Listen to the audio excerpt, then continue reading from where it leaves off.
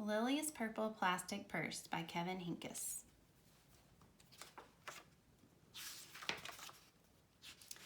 Lily loved school. She loved the pointy pencils, she loved the squeaky chalk, and she loved the way her boots went clickety-clickety-click down the long, shiny hallways. Lily loved the privacy of her very own desk. She loved the fish sticks and chocolate milk every Friday in the lunchroom. And most of all, she loved her teacher, Mr. Slinger. Mr. Slinger was as sharp as a tack. He wore artistic shirts, he wore glasses on a chain around his neck, and he wore a different colored tie for each day of the week. Wow, Lily said. That was just about all she could say. Wow. Instead of greeting students or good morning peoples, Mr. Slinger winked and said, "Howdy." He thought that desks and rows were old-fashioned and boring. Do you rodents think you can handle a semicircle? And he always provided the most tasty snacks, things that were curly and crunchy and cheesy. "I want to be a teacher when I grow up," said Lily. "Me too," said her friends, Chester and Wilson and Victor. At home, Lily pretended to be Mr. Slinger. "I'm the teacher," she told her baby brother Julius. "Listen up." Lily even wanted her own set of deluxe picture encyclopedias. "What's with Lily?" asked her mother. "I thought she wanted to be a surgeon or an ambulance driver or a diva," said her father. "It must be because of her new teacher, Mr. Slinger," said her mother. "Wow," said her father. That was just about all he could say. Wow. Whenever the students had free time, they were permitted to go to the light bulb lab in the back of the classroom. They expressed their ideas creatively through drawing and writing. Lily went often. She had a lot of ideas. She drew pictures of Mr. Slinger, and she wrote stories about him too. During sharing time, Lily showed her creations to the entire class. "Wow," said Mr. Slinger. That was just about all he could say. Wow. When Mr. Slinger has bus duty, Lily stood in line even though she didn't ride the bus. Lily raised her hand more than anyone else in the class, even if she didn't know the answer.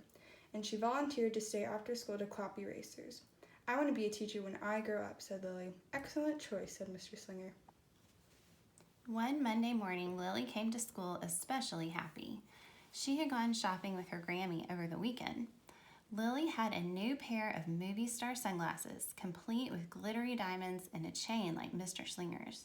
She had 3 shiny quarters, and best of all, she had a brand new purple plastic purse that played a jaunty tune when it was opened. Lily wanted to show everyone. "Not now," said Mr. Slinger. "Listen to our story." Lily had a hard time listening. Lily really wanted to show everyone. "Not now," said Mr. Slinger. "Let's be considerate of our classmates." Lily had a hard time being considerate. Lily really wanted to show everyone. "Not now," said Mr. Slinger. "Wait until recess or sharing time." But Lily could not wait. The glasses were so glittery, the quarters were so shiny, and the purse played such nice music, not to mention how excellent it was for storing school supplies. "Look," Lily whispered fiercely. "Look, everyone, look what I've got." Everyone looked, including Mr. Slinger. He was not amused. "I'll just keep your things at my desk until the end of the day," said Mr. Slinger. "They'll be safe there, and then you can take them home." Lily's stomach lurched. She felt like crying. Her glasses were gone, her quarters were gone, her purple plastic purse was gone. Lily longed for her purse all morning. She was even too sad to eat the snack Mr. Slinger served before recess. That afternoon, Lily went to the light bulb lab. She was still very sad. She thought and she thought and she thought, and then she became angry. She thought and she thought and she thought some more, and then she became furious. She thought and she thought and she thought a bit longer, and then she drew a picture of Mr. Slinger. "Big, fat, mean, Mr. Stealing teacher. P.S. I do not want to be a teacher when I grow up." Right before the last bell rang, Lily sneaked the drawing into Mr. Slinger's book bag.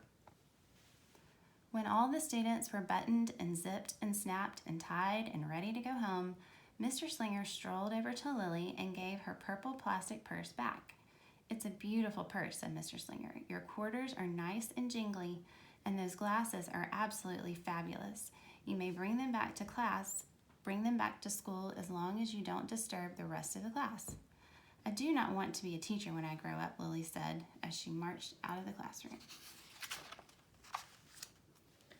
On the way home, Lily opened her purse. Her glasses and quarters were inside, and so was a note from Mr. Slinger. It said, "Today was a difficult day. Tomorrow will be better." There was also a small bag of tasty snacks at the bottom of the purse.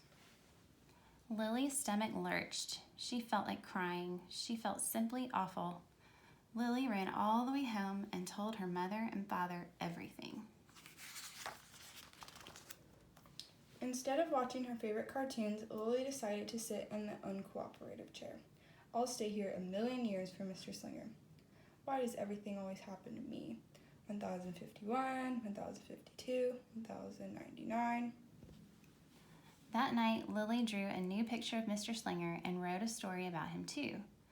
Lily was really, really sorry, so everyone forgave her, even her parents, even her stinky baby brother, even her especially incredible teacher.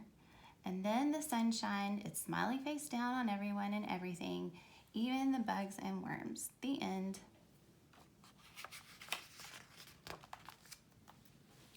Lily's mother wrote a note, and Lily's father baked some tasty snacks for Lily to take to school the next day. "I think Mr. Slinger will understand," said Lily's mother. "I know he will," said Lily's father. The next morning, Lily got to school early. "These are for you," Lily said to Mr. Slinger, "because I'm really, really, really, really, really, really, really, really, really, really, really, really, really sorry." Mr. Slinger read the story, and he looked at the picture. And he read the note, and he sampled the snacks. "Wow," said Mr. Slinger. That was just about all he could say. Wow. "What do you think we should do with this?" asked Mr. Slinger. "Could we just throw it away?" asked Lily. "Excellent idea," said Mr. Slinger.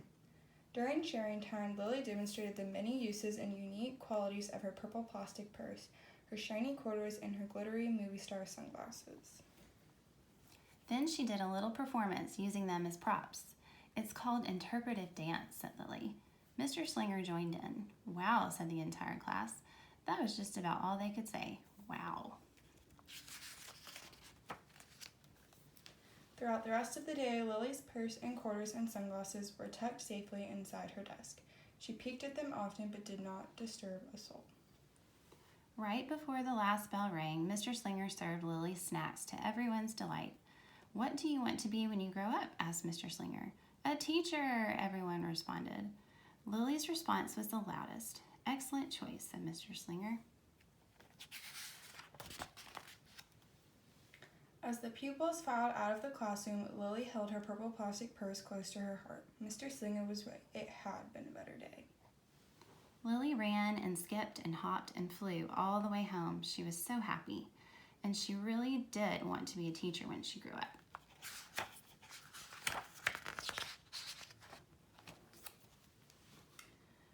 That is, when she didn't want to be a dancer or a surgeon or an ambulance driver or a diva or a pilot or a hairdresser or a scuba diver.